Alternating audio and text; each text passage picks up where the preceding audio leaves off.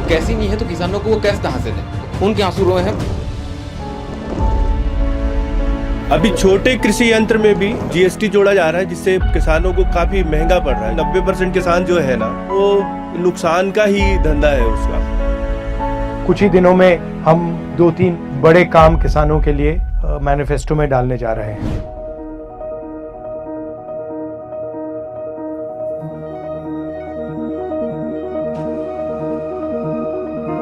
एक प्रमुख समस्या लेबर की होती है। मेरा एक सुझाव है, कृषि को मनरेगा से जोड़ दिया जाए। और जैसे मनरेगा का अभी 221 रुपए रेट है और हम 300 साढ़े 300 रुपए लेबर को पेमेंट करते हैं, उसके बाद भी हमें लेबर उपलब्ध नहीं हो पाते हैं। कुछ ऐसा किया जाए कि किसानों को मनरेगा से जोड़ के 220-21 रुपए का शासन दे और बाकी ऊपर की राशि हम किसान दें, तो किसानों को भी 100-150 रुपए में लेबर मिल जाएंगे और मनरेगा का पेमेंट भी लेबर को हो जाएगा। हम लोग पुराने पुश्तों से खेती करते आ रहे हैं। मैं 1985 का हिसाब निकाला था तो उस टाइम धान का रेट करीब 2 रुपये था और डीजल का रेट 2.25 रुपये था। और उस टाइम यदि बाइंग कैपेसिटी किसान का देखा जाए तो बहुत ज़्यादा था। उस टाइम सोना का दाम 1100 रुपये था। यदि उससे हम लोग कंपेयर करें तो धान का रेट कम से कम 60 से 70 रुपये होना चाहिए, क्योंकि आजकल लागत बहुत हो जा रहा है। पिछले बार टी दादा और आप लोगों का भूपेश जी का सरकार अच्छा काम किया, उससे फायदा हुआ था आप लोगों को? निश्चित रूप से बहुत फायदा हुआ। ये हमारा चुनाव का मैनिफेस्टो बन रहा है, इसमें हम किसानों के लिए कुछ बड़ा करना चाहते हैं। कांग्रेस पार्टी को नेशनल लेवल पे किसानों के लिए क्या करना चाहिए? स्वामीनाथन कमीशन आयोग की सिफारिश को लागू करना चाहिए सर। लेकिन उत्पादन लागत का 1.5 गुना किसानों को प्रत्येक फसलों में मिलना चाहिए। अपनी जो फसल का उत्पादन अपन लेते हैं, धान की समर्थन मूल्य हम लोग को मिल रहा है सर, पर अन्य जो फसल है मार्केट में हम उसका रेट नहीं मिल पाता है। तो एक हम निवेदन था कि किसी तरह जो धान का समर्थन मूल्य लेते हैं उस तरह जो फसल का न्यूनतम राशि मिल जाए, ताकि हम किसान उसका न्यूनतम जो राशि है उसका तो हम पा जाए। ये जो बार बार 20,000 रुपये 10,000 रुपये देने की बात आ रही है, इसका एकमात्र कारण है नोटबंदी। नोटबंदी के बाद जो है मार्केट में कैश फ्लो बिल्कुल कम हो गया है। और जब मार्केट में कैश ही नहीं है तो किसानों को वो कैश कहाँ से दें? खाते में हमारे सबके पैसा है। मैं अपना बताता हूँ, मेरे छोटे किसान परिवार से हूँ मैं।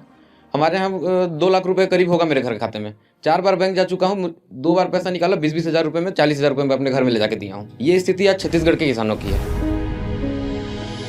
नोटबंदी से क्या नुकसान हुआ आप सबको? किसी को फायदा हुआ नोटबंदी से? किसी को नहीं हुआ है। जिस दिन नोटबंदी हुई उसके अगले दिन मेरे बड़े वाले मामा खत्म हुए थे। हमारे पास ऐसे ही कुछ छोटे मोटे कामों में 100 रुपये 200 रुपये करके गए थे। बिल्कुल सच्चाई बात बता रहा हूँ कि 500 और 1000 के नोट थे और वो सारे नोट खराब हो गए। हम लोगों को किन परिस्थितियों में मामा का अंतिम संस्कार किया है वो परिवार वाले ही जानते हैं।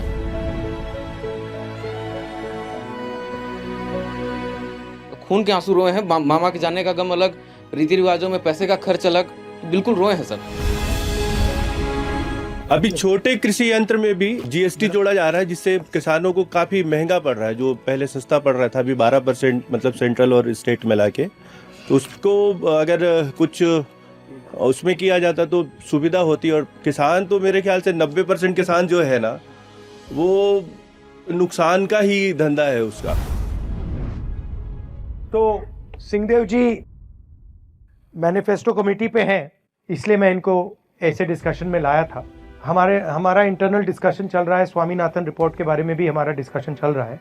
कुछ ही दिनों में हम 2-3 मतलब बड़े काम किसानों के लिए मैनिफेस्टो में डालने जा रहे हैं। मैं समझता हूँ कि आपको चारों ओर से घेरा जाता है, प्रेशर आप पर आता है। 1 साल पहले मैंने भारत जोड़ो यात्रा की, कन्याकुमारी से हम कश्मीर तक चले। हजारों किसानों से मैं मिला, बातचीत की, और सारे के सारे यही कहते थे कि भाई सबसे बड़े उद्योगपतियों का लाखों करोड़ रुपए कर्जा माफ हो जाता है, हमारा कर्जा माफ नहीं होता।